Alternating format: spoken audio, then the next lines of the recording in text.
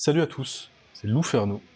Aujourd'hui, on va comprendre comment fonctionnent les mollets dans les femmes. Petit aparté, j'ai changé de micro. Donc j'espère que le son sera pas mal. Normalement il le sera, mais s'il l'est pas, it's ok. Hein. S'il l'est pas, it's ok. Donc tout d'abord, on va voir quelle est la structure du mollet.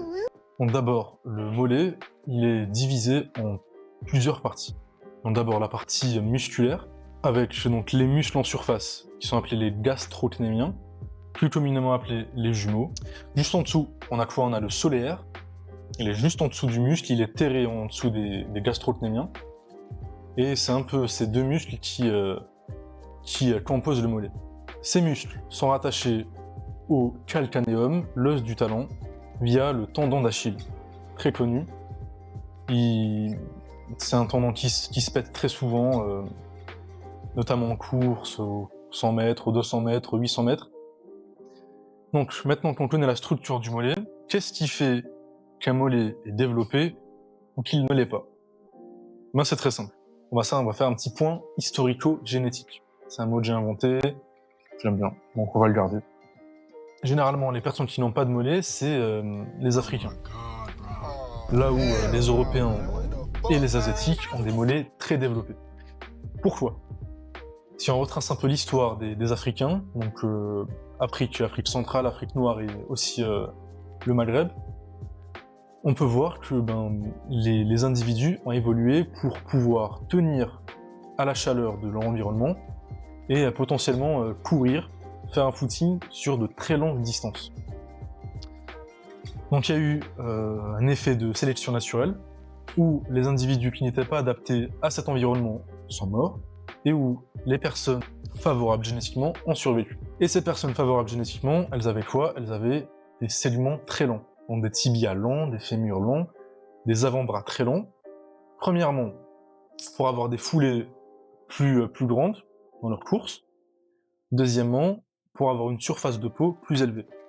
Et ça permettait quoi? Ça permet, en situation de chaleur, de répartir la température du corps et de pouvoir produire plus de sueur, et donc de réguler la température du corps humain. Oh, c'est fou, hein. Donc ça, c'est le premier critère. Le premier critère, c'est d'abord la longueur des segments. À l'opposé, les Européens et les Asiatiques, pour tenir et pour survivre dans leur environnement glacial et dans leur environnement froid, ont dû emmagasiner de la chaleur, et donc avoir des segments plus courts. Et c'est pour ça qu'on dit que les Africains sont longilignes, là où les Européens sont brévilignes. Ça, c'est ultra intéressant. Et c'est le premier critère qui permet de jouer sur le développement ou non des mollets. Pourquoi? Parce que plus le tibia sera long, automatiquement, plus le mollet aura de la difficulté à occuper ce segment. Ce qui fait que même si vous avez un mollet très long dans l'absolu, vous ne pourrez pas occuper tout le tibia. Et donc ça, c'est assez chaud pour les Africains. Force à eux. Le deuxième critère, c'est la longueur des muscles. Si vous avez un calcanéum, donc les jumeaux, si vous avez les calcanéums, donc qui ne sont pas à taille égale, ça arrive souvent, généralement vous êtes défavorisé pour avoir défavorisé génétiquement. Troisième critère, c'est la longueur du calcanéum. On avait dit que le calcanéum c'était l'os du talon, donc je vais vous montrer quelques images ici, mais en fait le calcanéum il peut être court ou long, ou un peu des deux, mais bon, on s'en fout de ça.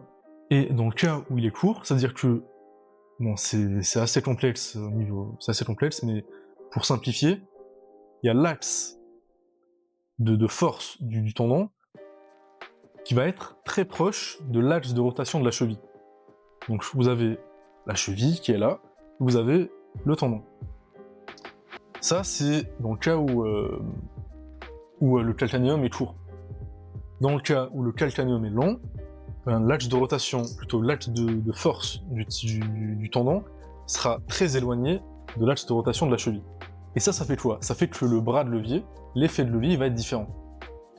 Ce qui fait que, par exemple, dans un calcanéum court, il y aura moins de bras de levier.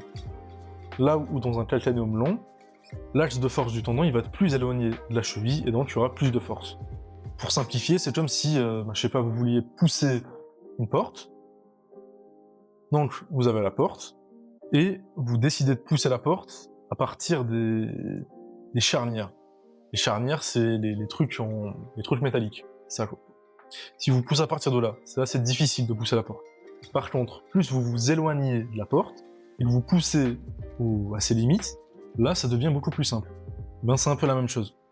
Plus le tendon est éloigné de l'axe de rotation de la cheville, plus le bras de levier sera élevé, plus il y aura de force quand vous créerez du mouvement.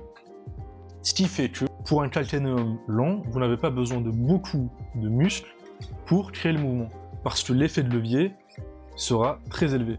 Là où les calcanéums courts auront besoin de solliciter le muscle et donc de le développer. Donc maintenant qu'on a vu comment est agencé le mollet, on va voir solution pour le développer. C'est parti.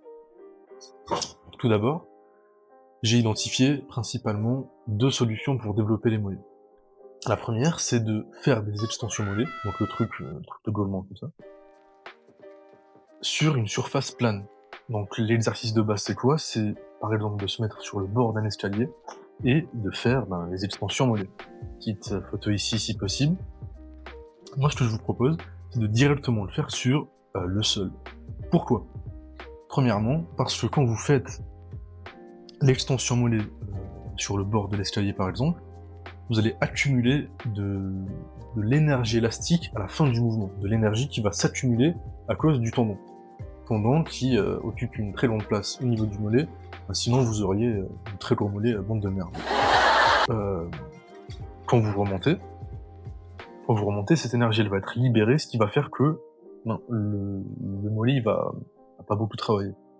Sans compter que si votre calcanéum est très long, le bras de levier il sera encore plus élevé et votre muscle il travaillera presque pas du tout. J'abuse, mais juste pour comprendre.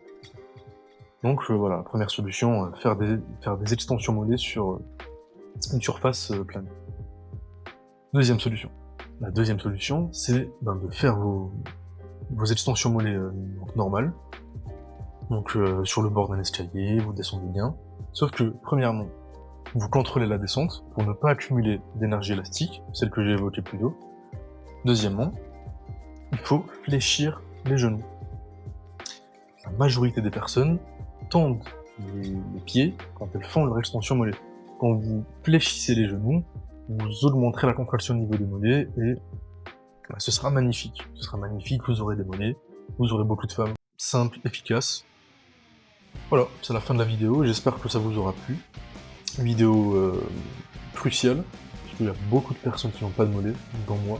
Je vais d'ailleurs appliquer ces conseils dans ma programmation. Et on se retrouve demain pour une nouvelle vidéo qui portera sur le bench, le développé couché, malédiction ou bénédiction. Ciao! Ciao bambino!